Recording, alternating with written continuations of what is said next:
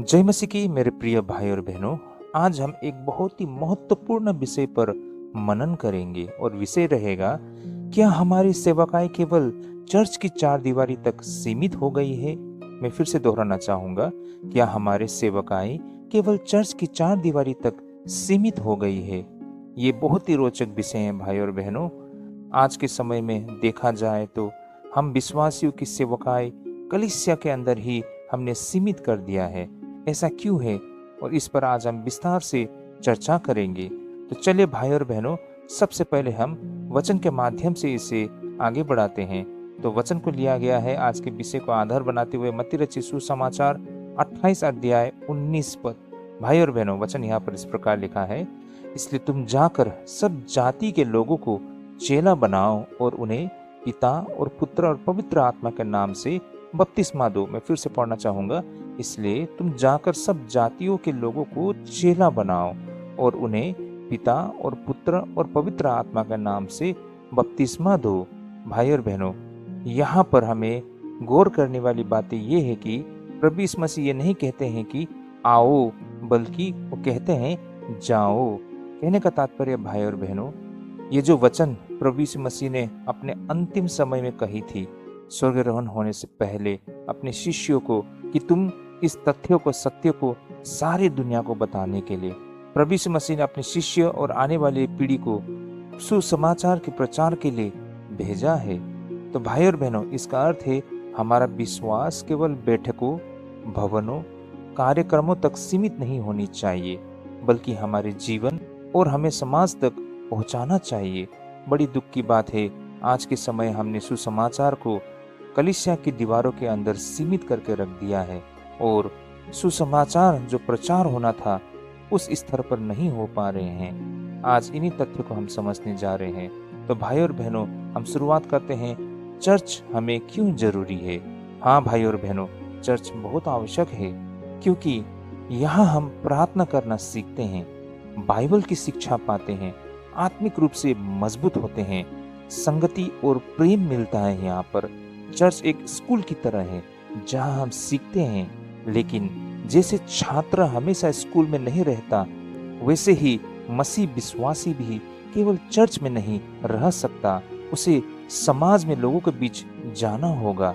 भाई और बहनों, जब कोई बच्चे स्कूल पढ़ते हैं, कॉलेज पढ़ते हैं, जब वो ग्रेजुएशन हो जाते हैं, यानी कि वो स्नातक हो जाते हैं, तो उसके बाद वो हमेशा कॉलेज में नहीं रहते हैं, वो स्कूल में नहीं रहते हैं, ताकि वो अपने कौशल को प्रदर्शन कर सके और अपने शिक्षा के आधार पर जीवन व्यतीत कर सके। भाई और बहनों, उसी तरह हम विश्वासी भी जब कलीसिया में आते हैं, हम सीखते हैं, हम समझते हैं, और भाई और बहनों, जब हम जान जाते हैं तब हम वहीं पर नहीं रहते हैं, बल्कि वहां से आगे बढ़ते हुए सारी दुनिया को हमने जो सीखा है और समझा है बताते हैं। भाई और बहनों, सही मायने में सुसमाचार का प्रचार हमने अपने जीवन में जो सीखा और समझा, जो देखा है, उसी तथ्य को लोगों को बताना है। बहुत ही सिंपल, बहुत ही साधारण है ये तथ्य। लेकिन भाई और बहनों, समस्या कहाँ शुरू होती है? समस्या तब शुरू होती है जब सेवकाई केवल मंच तक रह जाती है। कलीसिया में कार्यक्रम तो बहुत होते हैं, पर परिवर्तन बहुत ही कम होती है। कहने का तात्पर्य भाई और बहनों, आज कलीसिया में बहुत बड़ा बड़ा कार्यक्रम, सभाओं को रखा जाता है। लोग सभाओं में जाते तो है, कार्यक्रम में भाग तो लेते हैं, लेकिन उनके आत्मिक जीवन में कोई परिवर्तन नहीं आता है। आज ये बहुत ही दुख की बातें हैं कि मसीह विश्वासियों में उन्हें बाहर जाने की इच्छा बहुत ही कम दिखाई पड़ते हैं। जैसे गरीबों के बीच, बीमारियों के बीच, जो लोग अकेले पड़ चुके हैं उनके बीच। भाई और बहनों, हम सभाओं को तो करते हैं, पर सेवा बेहद कम करते हैं। अब आगे को भाई और बहनों, आज के समय की कुछ वास्तविकताएं पर चर्चा करते हैं। जैसे कि भाई और बहनों, आज हम यहाँ पर आलोचना नहीं, आत्म परीक्षण करना चाहते हैं।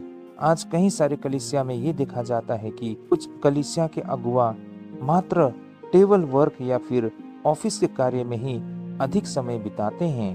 कहने का तात्पर्य, उन्हें घर घर जाके, लोगों के बीच जाके सुसमाचार का काम करना, एक पादरी का काम करना उन्हें नहीं भाता है। वे आज किसी सरकारी कर्मचारी की तरह ऑफिस में रहकर अपना काम करना चाहते हैं। यही कारण आज कलीसिया में राजनीति का दौर दिखाई देता है। हर कोई पादरी संघर्ष करते हैं कि किसी तरह उसे कलीसिया के ऑफिस में हो या फिर स्कूल में हो या फिर मिशन हॉस्पिटल में हो, उसे एक अच्छा पद मिले ताकि वहां पर उसे टेबल वर्क करने का अवसर मिले। भाई और बहनों, ऐसा नहीं है कि एक पास्टर स्कूल का कार्य नहीं कर सकता है या फिर अस्पताल का कार्य नहीं कर सकता है या फिर चर्च के ऑफिस में नहीं बैठ सकता है। लेकिन मेरा कहने का मतलब यहाँ पर ये है कि आजकल ज़्यादातर पास्टर लोग सेवकाई के नाम पर सुसमाचार या फिर लोगों के बीच जाना नहीं चाहते हैं, और यहाँ से हमें ऐसे सेवकों की नीयत साफ दिखाई पड़ती है।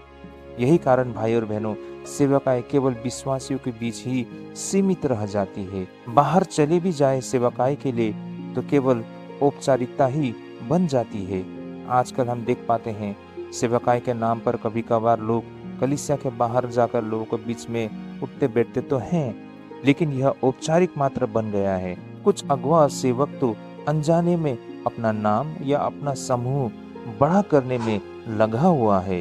हमने ये भी देखा है कभी कभी मंडली के सदस्यों को सेवा में शामिल नहीं किया जाता है। हम देख पाते हैं कलीसिया के अगुआ या फिर चर्च के पास्टर्स कलीसिया को अपने अधीन में रखते हैं और वह किसी के साथ अपना दायित्व और जिम्मेदारी को साझा नहीं करते हैं। किसी योग्य सदस्य को वो अवसर देना नहीं चाहते हैं, सारे चीजों को अपने हाथों में रख लेते हैं।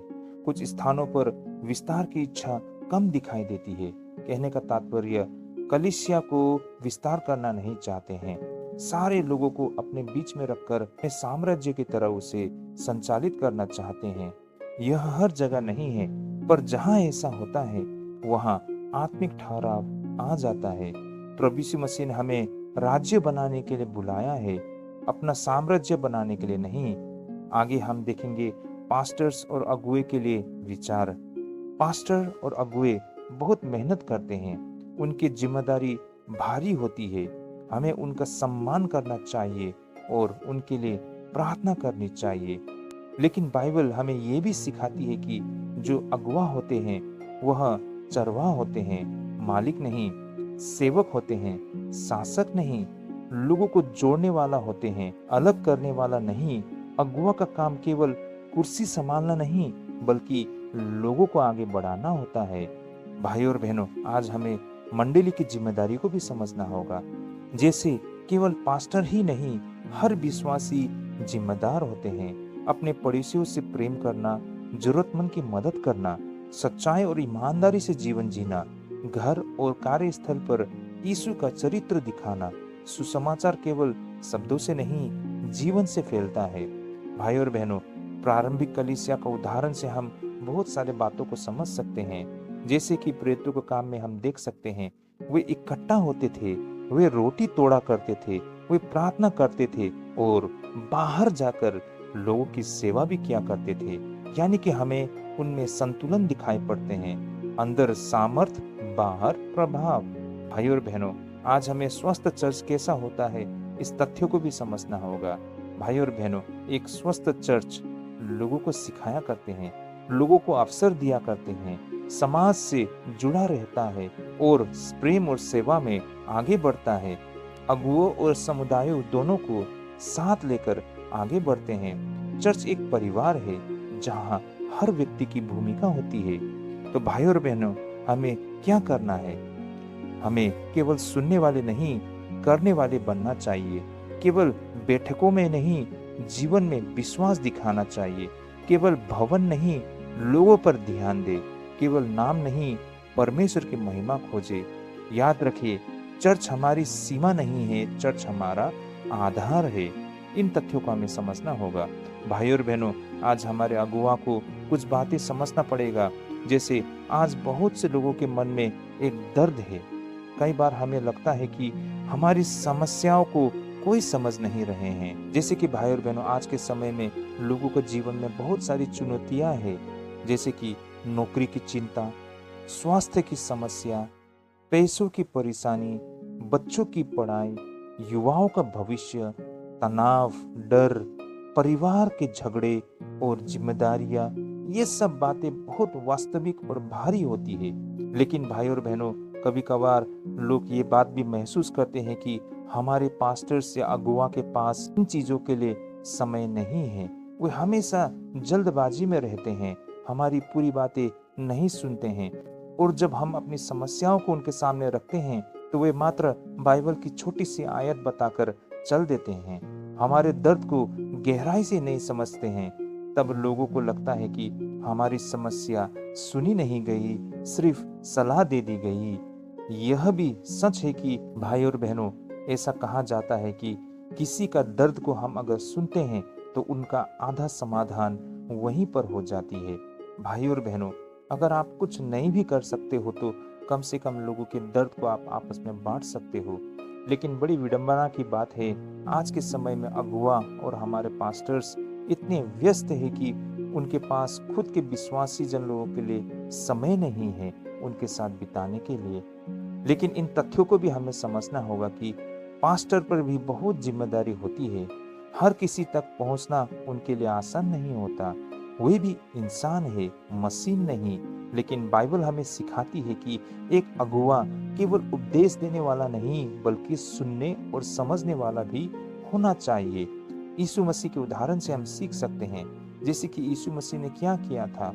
उन्होंने लोगों की बात सुनी, उनके घर गए, बीमारियों को छुआ, रोने वाले के साथ रोए, भूखों को खाना दिया। प्रभु यीशु मसीह ने केवल शिक्षा नहीं दी, उन्होंने लोगों का दर्द महसूस किया। सही संतुलन क्या है इसमें? एक अच्छे आत्मिक अगुए को बाइबल भी सिखानी है और लोगों की परिस्थिति भी समझनी होती है, सलाह भी देनी होती है और समय भी देना होता है, और विश्वासियों को भी केवल शिकायत नहीं, सहयोग भी करना होता है। अगुए के लिए प्रार्थना भी करनी होती है, एक दूसरे का सहारा भी बनना होता है। याद रखने वाली बातें ये है कि चर्च एक परिवार है और परिवार में कोई सिखाता है, कोई सुनता है, कोई संभालता है, कोई सहारा देता है। अगर केवल उपदेश हो और संवेदना न हो तो दिल खाली रह जाता है, और अगर केवल भावनाएं हो और सत्य न हो तो दिशा खो जाती है। इसलिए जरूरत है सत्य भी हो और संवेदना भी हो, बाइबल भी हो और प्रेम भी हो। जब अगुए सुनेंगे और लोग समझेंगे तभी चर्च मजबूत और जीवित बनेगा। अंततः भाई और बहनों, हम आलोचना करने नहीं बदलाव लाने के लिए बुलाए गए हैं। आइए हम प्रार्थना करें कि हमारे अगुए बुद्धि और नम्रता से चले, कि मंडली प्रेम और सेवा में बढ़े, कि हमारा विश्वास दीवारों के अंदर नहीं बल्कि पूरे समाज में दिखाई दे। हम केवल चर्च जाने वाले नहीं बल्कि यीशु को जीने वाले बने। प्रभु आप सभी को ढेरों आशीष करे। आमीन।